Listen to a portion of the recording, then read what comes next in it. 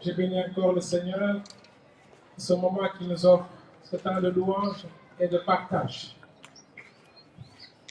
Le thème d'aujourd'hui est le compagnonnage discontinu et l'homme, cause, responsabilité et conséquences. Il y a 15 jours de cela, nous avons eu à partager sur les causes et nous en avons dénombré 5. Aujourd'hui, nous allons parler des responsables, des responsabilités, et nous en notons 4. Première responsabilité, les personnes concernées.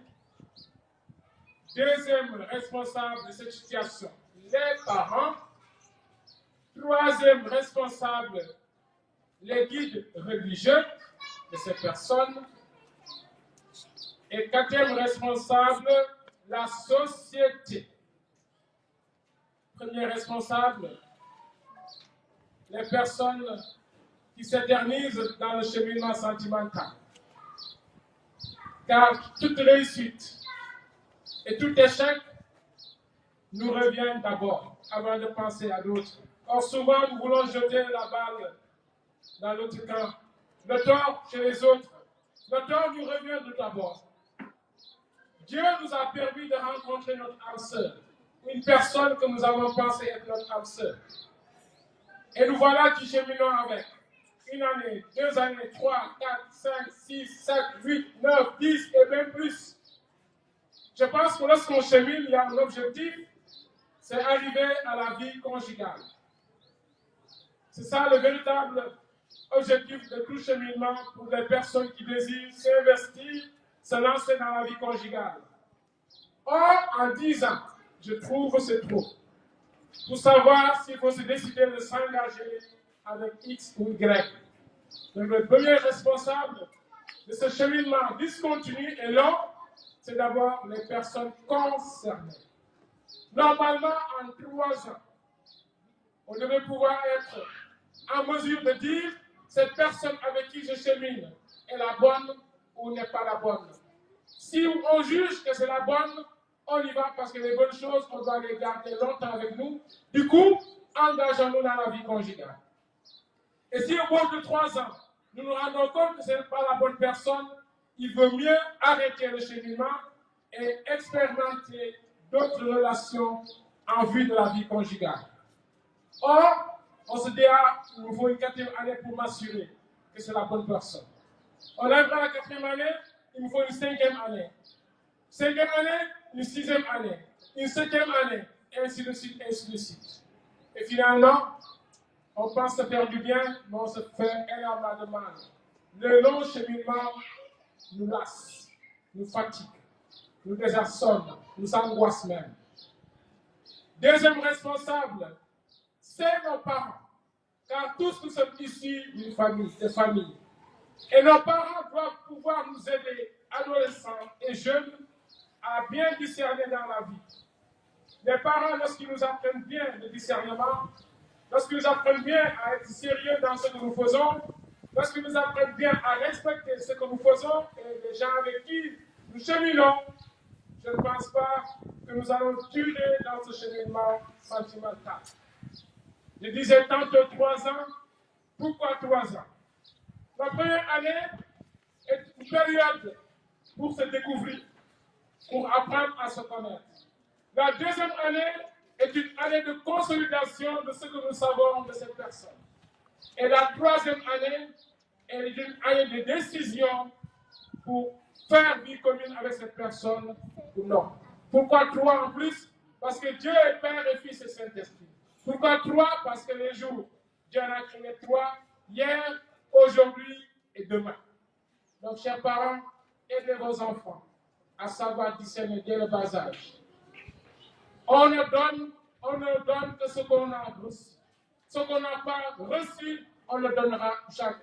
Et donc, si nos parents ne nous ont pas aidés suffisamment à faire un bon discernement, évidemment, nous sommes toujours dans le doute. On doute, est-ce que la personne avec qui nous cheminons est la bonne ou pas?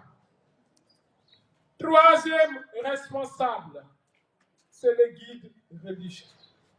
Les guides religieux de toute confession confondue. Je trouve que nous n'en parlons pas assez, nous prêtres, sur les relations sentimentales. Nous n'en parlons pas assez sur la vie conjugale. Et je reste convaincu que si nous en parlions très souvent, les zones en cheminement auront assez d'éléments, seront assez outillés pour rapidement discerner si la personne avec qui ils sont en train de cheminer la première année est véritablement leur âme sœur. Et si c'est leur âme sœur, il faudrait bien rester encore une année supplémentaire d'eux pour découvrir encore les merveilleuses choses que Dieu a données à ces personnes. Et la troisième année, on se décide. Évidemment, économiquement parlant, si les moyens ne suivent pas, par exemple, si nous sommes des élèves, des lycéens, c'est très tôt de s'engager dans la vie conjugale. Mais une fois qu'on a atteint le milieu professionnel, vouloir s'éterniser dans la vie sentimentale n'est pas l'idéal. Donc, nous, guides religieux, nous en sommes quelque part responsables. Parce que je reste convaincu que ce qu'on dit à l'Église a toujours, tant soit peu, un impact sur nos fidèles. Lorsqu'on leur demande tout le temps d'aimer un moment, ils vont s'y mettre, même s'il y en a qui traînent les pieds. Lorsqu'on leur demande d'être miséricordieux, ils vont également s'y mettre, même si l'une leur fois, il y en a qui traînent les pieds. Bref, si ce sujet-là était régulièrement abordé, les jeunes auront assez d'informations. Je me souviens dans une de mes conférences, j'avais eu à parler comment distinguer son âme sœur. Et j'avais retenu 4 aspects. Ton âme sœur doit pouvoir t'aimer, te respecter, être patient et être endurant. Voici les 4. Et donc, si vous suivez avec quelqu'un, au bout d'une année, vous ne voyez pas ses qualités, il vaut mieux arrêter et tenter une autre personne. Donc, nous, religieux, nous avons notre part dans cette difficulté de voir des enfants de Dieu s'éterniser dans leur cheminement. 4e et dernier responsable dans ce cheminement discontinu et long, c'est la société. Nous sommes quelque part les produits de notre société. Jadis, nos parents, dans nos sociétés, à peine que vous commencez à cheminer, automatiquement, ils vous donnent femme, ils vous donnent mari. Il y en a même, ils n'attendaient pas que vous cheminez. Il suffisait juste de voir l'homme qui te plaît ou la femme qui te plaît, tu en parles aux parents et rapidement, les parents s'en occupent pour marier les 2 personnes. Mais aujourd'hui, cette façon de faire est d'une autre époque. Donc, notre société a un impact aussi sur le cheminement discontinu des enfants de Dieu. Je disais tantôt, jadis, par le passé, ce n'était pas le cas. Aujourd'hui, nous sommes dans une société où nos parents, forcément, n'ont pas un impact sur nos vies sentimentales. Mais ils peuvent nous conseiller, ils peuvent nous suggérer.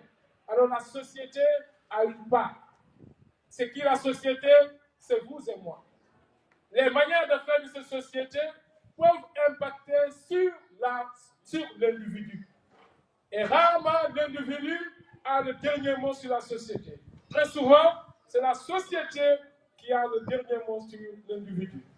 C'était cela que je voulais partager aujourd'hui par rapport à ce cheminement discontinu et long en vue de la vie conjugale.